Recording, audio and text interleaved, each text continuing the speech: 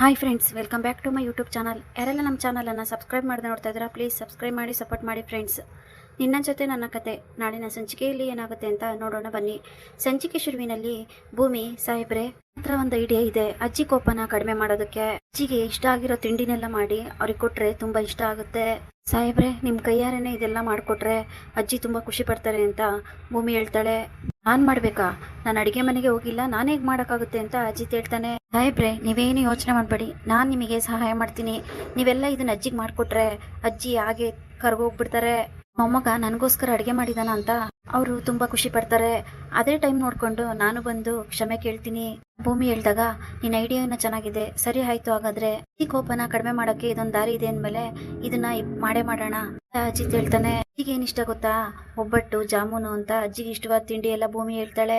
ಯಾರ ಬಗ್ಗೆನೂ ತಿಳ್ಕೊಂಡ್ಬಿಟ್ಟಿದ್ಯಾ ಅಂತ ಅಜಿತ್ ಹೇಳಿದ ತಕ್ಷಣ, ನನಗೆ ಒಂದ್ಸರಿ ಯಾರಾದ್ರೂ ಇಷ್ಟ ಆದ್ರೆ ಅವ್ರ ಬಗ್ಗೆ ಎಲ್ಲ ತಿಳ್ಕೊಂಡ್ಬಿಡ್ತೀನಿ. ಭೂಮಿ ಹೇಳಿದಾಗ, ಹಾಗಾದ್ರೆ ನಮ್ಮ ಅಜಿತಿನ ಬಗ್ಗೆ ಏನ್ ಗೊತ್ತು, ಅವನ ಬಗ್ಗೆ ಎಲ್ಲ ತಿಳ್ಕೊಂಡಿದ್ಯಾ ಅಂತ ಸತ್ಯಣ್ಣ ಕೇಳ್ತಾರೆ. ಬಗ್ಗೆನೂ ನಾನೆಲ್ಲ ತಿಳ್ಕೊಂಡಿದ್ದೀನಿ, ನನ್ಗೆಲ್ಲ ಗೊತ್ತು ಅವ್ರ ಬಗ್ಗೆ ಅಂತ ಭೂಮಿ ಹೇಳ್ತಾಳೆ. ನಾಟಕ ಮಾಡ್ಬೇಡ ಭೂಮಿ, ಅಮ್ಮನ ಹತ್ರ ಕೇಳ್ಕೊಂಡು ಎಲ್ಲ ತಿಳ್ಕೊಂಡಿದ್ಯಾ ಅಷ್ಟೇ ಅಂತ ಅಜಿತ್ ಹೇಳ್ತಾನೆ. ನೀವ್ ಹೇಳಿದ್ ನಿಜ, ಆದ್ರೆ ಸ್ವಲ್ಪನೇ ನಾನೇ ಎಲ್ಲ ತಿಳ್ಕೊಂಡಿದ್ದೀನಿ. ನೀವು ಕೋಪ ಬಂದಾಗ ಹೇಗಿರ್ತೀರಾ, ಮಾಮೂಲಿಯಾಗಿ ಹೇಗಿರ್ತೀರಾ ನಾನು ತಿಳ್ಕೊಂಡಿದ್ದೀನಿ ಅಂತ ಭೂಮಿ ಹೇಳಿದ ತಕ್ಷಣನೇ, ಪರವಾಗಿಲ್ವೇ, ಇಷ್ಟು ದಿನ ಜೊತೆಲಿದ್ದು ಎಲ್ಲ ತಿಳ್ಕೊಂಡಿದ್ಯಾ ಅಂತ ಅಜಿತ್ ಹೇಳ್ತಾ ಇರ್ತಾನೆ. ಇದೇ ತರ ಇಲ್ಲಿ ಮಾತಾಡ್ಕೊಂತ ಕೂತ್ಕೊಂಡ್ರೆ ನಾನ್ ನಿಮಗೆ ಅಡಿಗೆ ಮಾಡೋದಕ್ಕೆ ಸಹಾಯನೇ ಮಾಡೋದಿಲ್ಲ. ಈಗ ಬೇಗ ಬನ್ನಿ ಸಾಹೇಬ್ರೆ, ಟೈಮ್ ಆಗುತ್ತೆ ಅಂತ ಹೇಳಿ ಭೂಮಿ ಅಜಿತ್ನ ಕರ್ಕೊಂಡು ಹೋಗ್ತಾಳೆ. ಕಡೆ ಶ್ರವಣ್ಣು, ರಮಣ್ಣು, ಮನಸ್ವಿನಿ ಮಾತಾಡ್ತಾ ಇರ್ತಾರೆ. ಡೀಲರ್ ಏನೋ ಸಿಕ್ಕಿದ್ದಾರೆ, ಆದ್ರೆ ನಾವ್ ಇವತ್ತೇ ದುಡ್ಡು ಕೊಡಿ ಅಂತ ಹೇಳ್ಬೋದಾಗಿತ್ತು, ಯಾಕೆ ಸ್ವಲ್ಪ ವೆಯ್ಟ್ ಮಾಡಿ ಅಂತ ಹೇಳ್ದೆ, ಗೊತ್ತಾಗ್ಲಿಲ್ಲ. ಶ್ರವಣ್ ಹತ್ರ ಕೇಳಿದಾಗ, ಯಾಕೋ ಆ ರಾಣನ್ನ ನೋಡಿದ್ರೆ ಒಂದ್ ಸ್ವಲ್ಪ ಮಿಸ್ ಹೊಡಿತಾ ಇದೆ, ಏನ್ ಮಾಡ್ಬೇಕು ಅಂತ ಗೊತ್ತಾಗ್ತಾ ಇಲ್ಲ, ಕಾರಣಕ್ಕೋಸ್ಕರನೇ ನಾನು ಸ್ವಲ್ಪ ವೆಯ್ಟ್ ಮಾಡೋಣ ಅನ್ಕೊಂಡೆ. ಅವನ ಬಗ್ಗೆ ಎಲ್ಲ ತಿಳ್ಕೊಂತೀನಿ, ಆಮೇಲೆ ಬೇಕಾದ್ರೆ ಮುಂದುವರೆಯೋಣ, ಅಲ್ಲಿವರೆಗೂ ಬೇಡ ಅಂತ ಶ್ರವಣ್ ಹೇಳಿದ ತಕ್ಷಣ, ಅಪ್ಪ ಅವ್ರ ಮೇಲೆ ನನಗೆ ನಂಬಿಕೆ ಇದೆ, ಅವ್ರನ್ನ ತುಂಬಾ ವರ್ಷದಿಂದ ನಾನು ನೋಡ್ತಾ ಇದ್ದೀನಿ, ನಮ್ಮ ಆಶ್ರಮಕ್ಕೆ ಅವಾಗ ಬರ್ತಾ ಇದ್ರು ಅಂತ ಮನಸ್ವಿನಿ ಹೇಳಿದಾಗ, ನಿನಗಿನ್ನೂ ಗೊತ್ತಾಗಲ್ಲ, ನೀನು ಚಿಕ್ಕವಳು, ಇದ್ರ ಬಗ್ಗೆ ನಾನೆಲ್ಲ ತಿಳ್ಕೊಂತೀನಿ, ನಾನು ಅಷ್ಟು ಈಸಿಯಾಗಿ ತಗೊಳೋದಕ್ಕಾಗೋದಿಲ್ಲ. ಯಾಕಂದ್ರೆ ಇದು ತುಂಬಾ ದೊಡ್ಡ ಇನ್ವೆಸ್ಟ್ಮೆಂಟ್, ತುಂಬಾ ದೊಡ್ಡ ಪ್ರಾಜೆಕ್ಟ್. ನಾವೇನೇ ಮಾಡಕ್ ಹೋದ್ರು ಹಿಂದೆ ಮುಂದೆ ನೋಡಿ ತುಂಬಾ ಯೋಚನೆ ಮಾಡಿ ಮಾಡ್ಬೇಕು. ಹೇಳೋವರೆಗೂ ಅವ್ರ ಹತ್ರ ದುಡ್ಡು ತಗೊಳೋದ್ ಬೇಡ ಅಂತ ಶ್ರವಣ್ ಹೇಳಿ ಹೋಗ್ತಾರೆ. ಇದಕ್ಕಿದ್ದಾಗಿ ಈ ತರ ಉಲ್ಟಾ ಹೊಡಿತಾ ಇದಾರಲ್ಲ, ಈ ಶ್ರವಣ್ಗೆ ಯಾಕೆ ಈ ತರ ಅನುಮಾನ ಬಂತು? ಅಕಸ್ಮಾತ್ ಏನಾದ್ರೂ ರಾಣನ್ ಬಗ್ಗೆ ಎಲ್ಲ ವಿಚಾರಿಸ್ಬಿಟ್ರೆ ಏನ್ ಮಾಡೋದು? ಟೆನ್ಷನ್ ಮಾಡ್ಕೊಂಡು ಮನಸ್ವಿನಿ ಯೋಚನೆ ಮಾಡ್ತಾ ಇರ್ತಾಳೆ. ಕಡೆ ಭೂಮಿ ಮತ್ತೆ ಅಜಿತ್ ಅಡ್ಗೆ ಮಾಡಕ್ಕೆ ಅಂತ ಅಡ್ಗೆ ಮನೆಗೆ ಬರ್ತಾರೆ. ನಿಮ್ದು ಇನ್ನು ಅಡ್ಗೆ ಮಾಡದೆ ಯಾಕೆ ಈ ತರ ಜಗಳಾಡ್ತಿದ್ದೀರಾ ಅಂತ ಕೇಳ್ತಾರೆ. ನೋಡಿ ಅತ್ತೆ, ಇವರು ಎಲ್ಲ ಅವತಾರ ಮಾಡ್ತಾ ಇದ್ದಾರೆ, ಸ್ವಲ್ಪನಾದ್ರೂ ಅಡ್ಗೆನ ಸರಿಯಾಗಿ ಮಾಡಿ ಅಂದ್ರೆ ಕೊಂಡು ಆಟ ಆಡ್ತಾ ಇದ್ದಾರೆ, ಸ್ವಲ್ಪನಾದ್ರೂ ಸರಿಯಾಗಿ ಮಾಡಿ ಅಂದ್ರೆ ನನ್ ಮಾತೆ ಕೇಳ್ತಾ ಇಲ್ಲ.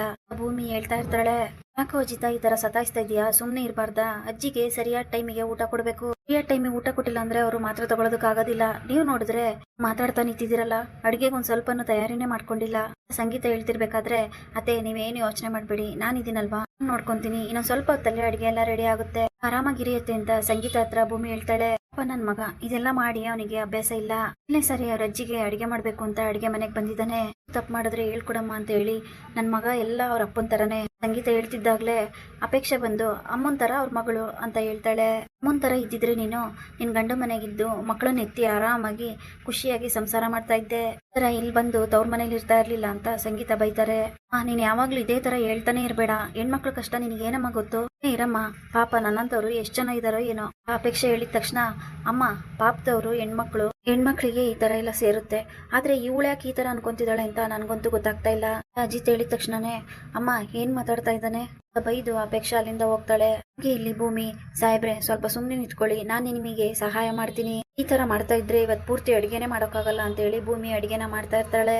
ಅಪ್ಪ ನನ್ ಮಗ ಅಡ್ಗೆ ಮನೆಗೆ ಹೋಗಿ ಅಡ್ಗೆ ಮಾಡಕ್ಕೆ ಅಂತ ಹೋಗಿ ಪೆಟ್ ಮಾಡ್ಕೊಂಡಿದ್ದಾನೆ, ಬೇಜಾರಾಗ್ತಾ ಇದೆ ನನಗೆ ಅಂತ ಸಂಗೀತ ಹೇಳಿದಾಗ, ಟೀ ಅಂಗಡಿಗಳಿಗೋಸ್ಕರ ಅಡಿಗೆ ಮಾಡಕ್ಕೂ ಶುರು ಮಾಡ್ಕೊಂಡ್ಬಿಟ್ನಾ ನಿನ್ ಮಗ? ಅಜ್ಜಿ ಹೇಳ್ತಾರೆ, ಅಯ್ಯೋ ಅಮ್ಮ ಏನ್ ಮಾತಾಡ್ತಿದ್ದೀರಮ್ಮ ನೀವು, ಅವ್ನ ಅಡಿಗೆ ಮಾಡ್ತಾ ಇರೋದು ನಿಮ್ಗೋಸ್ಕರ, ಈಗೋಸ್ಕರ ನಾನು ಅವ್ರಿಗೆ ಇಷ್ಟವಾಗಿರೋ ತಿಂಡಿ ಮಾಡ್ತೀನಿ ಅಂತ ಹೇಳಿ ಅವನೇ ನಿಂತ್ಕೊಂಡು ಎಲ್ಲದನ್ನು ಮಾಡ್ತಾ ಇದ್ದಾನೆ. ಸಂಗೀತ ಹೇಳಿದ ತಕ್ಷಣ, ಹೌದಾ ಮೊಮ್ಮಗ ನನ್ಗೋಸ್ಕರ ಅಡಿಗೆ ಮಾಡ್ತಾ ಇದ್ದಾನಾ ಅಂತ ಅಜ್ಜಿ ತುಂಬಾ ಖುಷಿಯಿಂದ, ಹಾಗಾದ್ರೆ ನಾನು ಈಗ್ಲೇ ನೋಡ್ತೀನಿ ಅಂತ ಹೇಳಿ ಅಜ್ಜಿ ಹೇಳ್ತಾರೆ.